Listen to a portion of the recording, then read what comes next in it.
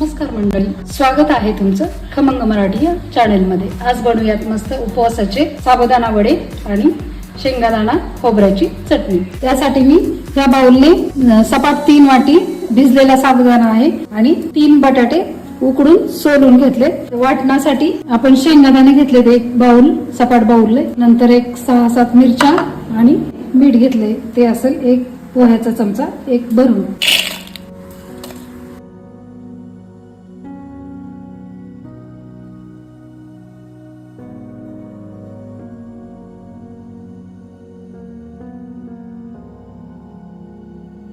चटणी आधी करून घेऊ। त्यासाठी मी एक अर्धा बाउल खोबरं, नंतर अर्धा बाउल शेंगादाणे, एक 5-7 मिरच्या, हे मापाने मीठ आणि दही किंवा ताक कुठलंही घ्या।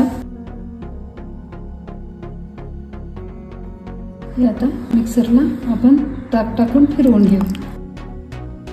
चला तर मग तयार आहेत आपले उपवासाचे वडे आणि शेंगादाणा खोबऱ्याची चटणी। तुम्ही पण ट्राय करा, कमेंट मध्ये मला नक्की सांगा।